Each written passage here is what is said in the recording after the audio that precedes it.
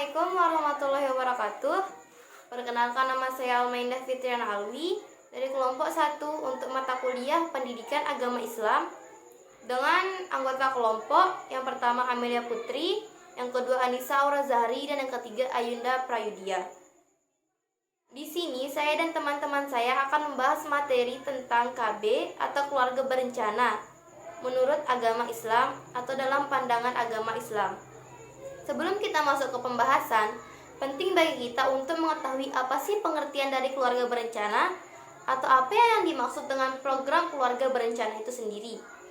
Keluarga berencana atau yang lebih akrab disebut KB adalah program skala nasional untuk menekan angka kelahiran dan mengendalikan pertambahan penduduk di suatu negara. Sebagai contoh, Amerika Serikat punya program KB yang disebut dengan Planned Parenthood. Wujud dari program keluarga berencana adalah pemakaian alat kontrasepsi untuk menunda atau mencegah kehamilan-kehamilan yang tidak diinginkan. Berikut alat kontrasepsi yang paling sering digunakan, yakni yang pertama kondom, yang kedua pil KB, yang ketiga IUD, yang keempat suntik, yang kelima KB implan atau susuk, yang keenam vasektomi, dan tubektomi atau KB permanen. Program KB juga secara khusus dirancang demi menciptakan kemajuan, kestabilan, dan kesejahteraan ekonomi, sosial, serta spiritual setiap penduduknya. Program KB di Indonesia diatur dalam Undang-Undang Nomor 10 Tahun 1992 yang dijalankan dan diawasi oleh Badan Kependudukan dan Keluarga Berencana Nasional atau BKKBN. Mencatat berbagai sumber data survei demografi dan kesehatan Indonesia atau SDKI terbaru dari BKKBN menyebutkan tren angka kelahiran total atau TVR di Indonesia nyatanya memang mengalami penurunan sejak tahun 1991. Pada akhir tahun 1991, angka kelahiran total tercatat mencapai 3%. Catatan terbaru melaporkan bahwa angka kelahiran total di Indonesia berhasil diturunkan dari 2,6 anak per wanita pada 2012 menjadi 2,4 anak per wanita pada 2017. Penurunan tren ini sejalan beriringan dengan semakin meningkatnya jumlah pemakaian alat kontrasepsi dari 62% pada tahun 2012 menjadi 66% hingga 2017 silam. Namun meski angka total kelahiran dinyatakan menurun, angka tersebut diakui oleh BKKBN belum mencapai sasaran Renstra atau rencana strategis yang bertujuan untuk menurunkan TVR hingga 2,28 anak per wanita. Itulah kenapa pemerintah berencana untuk kembali melanjutkan kampanye program keluarga berencana demi mencapai target tersebut pada akhir 2019 dan pada 2021 ini. Untuk materi selanjutnya, teman saya akan melanjutkan. Waktu dan tempat dipersilahkan. Assalamualaikum warahmatullahi wabarakatuh. Saya Amelia Putri dari kelompok 1. Saya akan menjelaskan macam-macam KB. Yang pertama, pil KB. Pil KB merupakan alat kontrasepsi yang umum digunakan yang terdiri dari 21 sampai dengan 35 tablet yang harus dikonsumsi dalam satu siklus atau secara berkelanjutan. Yang kedua, kondom pria. Kondom pria umumnya digunakan untuk mencegah kehamilan, yang terbuat dari bahan lateks dan bekerja dengan cara menghalangi sperma masuk ke vagina dan mencapai sel telur. Yang ketiga, suntik KB. Suntik KB merupakan alat kontrasepsi yang mengandung hormon progestin dan mampu menghentikan terjadinya ovulasi. Adapun jenis suntik KB yaitu suntik KB 3 bulan dan 1 bulan. Yang keempat, implan. KB implan atau susuk merupakan alat kontrasepsi berukuran kecil dan berbentuk seperti batang korek api yang bekerja dengan cara mengeluarkan hormon progestin secara perlahan yang berfungsi mencegah kehamilan selama 3 tahun. Alat kontrasepsi ini digunakan dengan cara dimasukkan di bagian bawah kulit, biasanya lengan bagian atas.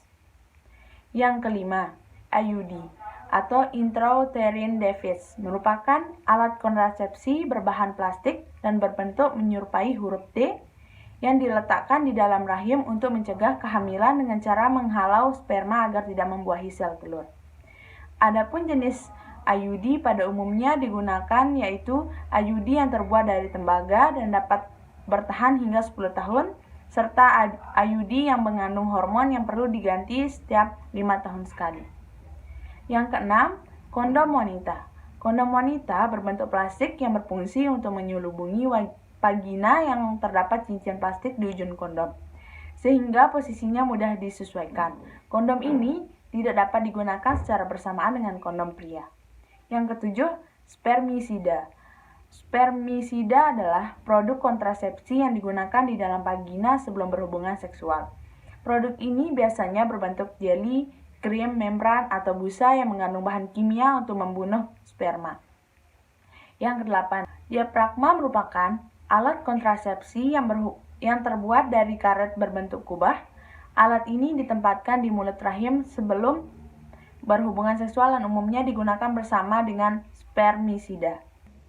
Yang kesembilan, cervical cup.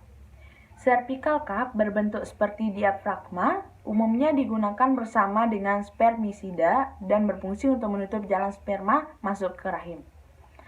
Yang ke-10, KB permanen.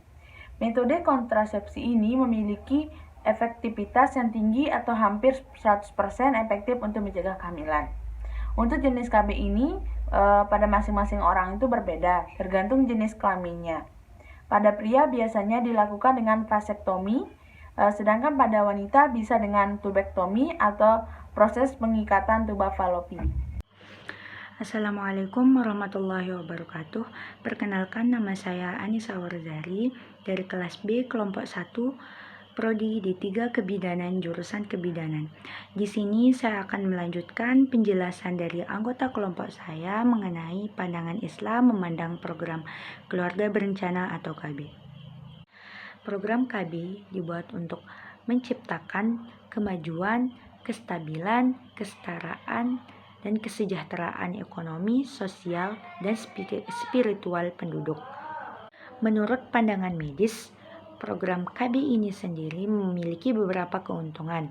Di antaranya memiliki keuntungan bagi kesehatan ibu dan bukan hanya untuk ibu saja, melainkan anggota keluarga lainnya seperti ayah dan anak-anak yang sudah dilahirkan terlebih dahulu. Lalu muncullah pertanyaan, kenapa kebanyakan orang melakukan program KB? Karena beberapa orang atau kebanyakan orang menganggap bahwa mempunyai anak juga bisa atau dapat merepotkan mereka. Di samping itu juga karena sulitnya mencari pekerjaan menjadi salah satu alasan mereka menjalankan program KB, karena bagi mereka mempunyai anak membutuhkan biaya yang sangat besar. Lalu bagaimanakah hukum KB dalam Islam? Jadi menentukan halal dan haramnya program KB ini sendiri dalam Islam harus ada keterangan yang jelas dan yang bisa dipertanggungjawabkan.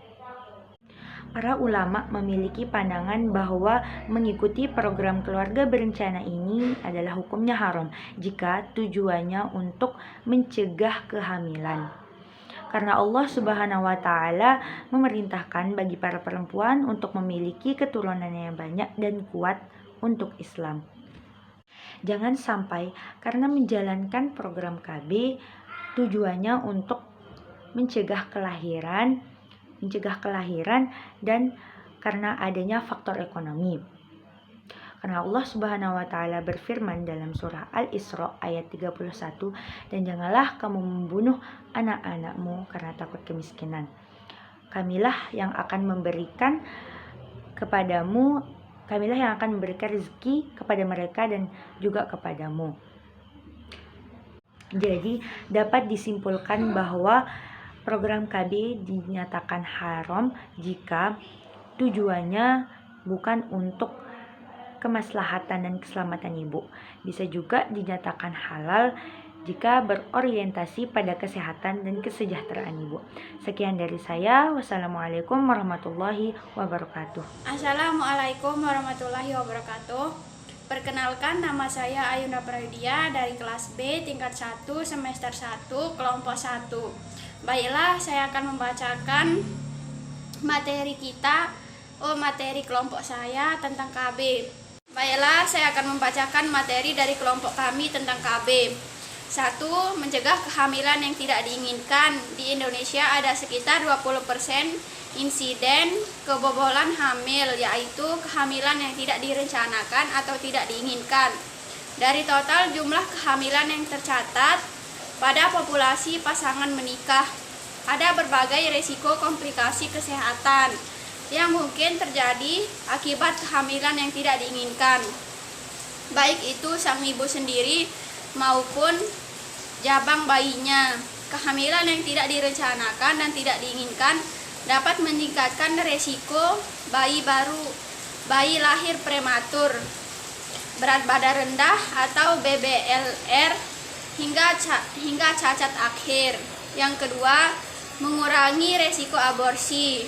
Kehamilan tidak diinginkan sangat beresiko meningkatkan angka aborsi ilegal yang bisa berakibat fatal. Yang ketiga, menurunkan angka kematian ibu. Merencanakan kapan waktu yang tepat untuk hamil dan punya anak nyatanya menguntungkan buat kesehatan wanita. Kehamilan tidak diinginkan dan direncanakan dapat memperbesar peluang risiko berbagai komplikasi kehamilan dan melahirkan, termasuk kematian ibu. Yang keempat, mengurangi angka kematian pada bayi. Wanita yang hamil dan melahirkan di usia dini beresiko lebih tinggi melahirkan bayi prematur. Bayi prematur lahir dengan berat badan rendah dan kekurangan gizi. Berbagai laporan bahkan mengatakan bahwa bayi yang dilahirkan oleh perempuan berusia sangat belia memiliki risiko kematian dini lebih tinggi daripada ibu yang lebih tua.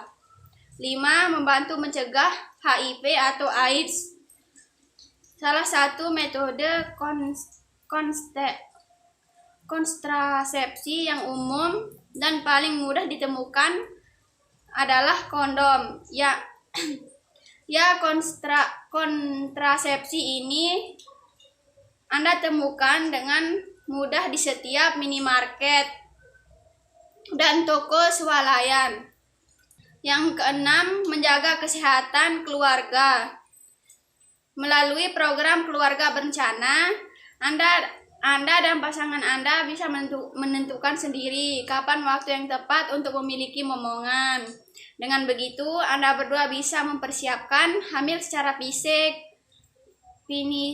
finansial, dan mental dengan lebih baik. Program keluarga berencana juga dapat membantu Anda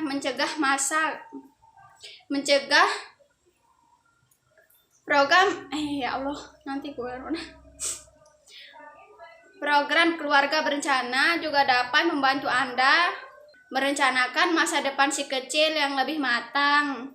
Nah, persiapan yang matang ini tentu akan memengaruhi kondisi psikologis Anda sekeluarga. Baik, hanya inilah yang bisa saya sampaikan. Selebihnya mohon maaf. Wassalamualaikum warahmatullahi wabarakatuh.